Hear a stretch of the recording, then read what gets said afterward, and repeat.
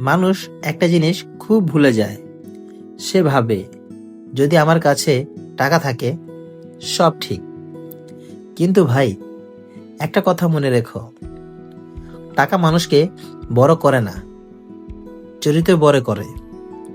কারণ ধনীরা সবাই বড় না, যাদের ভেতরে ধর্ম আছে তারাই প্রকৃত বড়। আজ মানুষ হাসে, আনন্দ করে, অহংকার করে, কিন্তু কাল একটা সময় আসবে যখন কবর তাকে তার আমল পরিচয় বলে দেবে। আজ গর্বের সিংহাসনে বসে আছি, কাল মাটির 2 হাত নিচে ডুবে যাব। এটাই বাস্তবতা, এটাই সত্য, এটাই শেষ ঠিকানা। ভাই, একটা কথা ভাবো, আমরা আল্লাহকে ভুলে যাই, কিন্তু আল্লাহ আমাদের কখনোই ভুলে না। তিনি দেখেন আমাদের কান্না, দেখেন আমাদের পাপ, আর দেখেন আমাদের আশা ভরসা।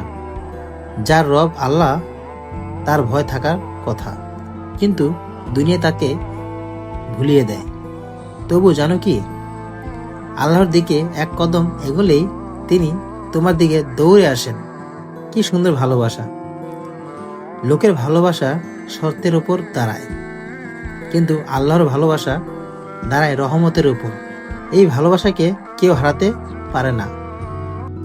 আর একটা কথা, মানুষ সম্মান দিলে সম্মান ফিরে আসে। তুমি যতই বড় হও না কেন, বড়ত্ব অহংকারের নয়, আচরণের।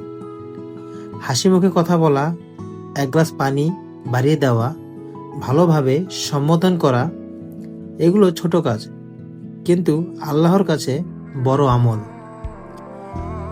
জীবন খুব ছোট ভাই, কেউ জানে না আগামীকাল আদৌ আসবে কিনা।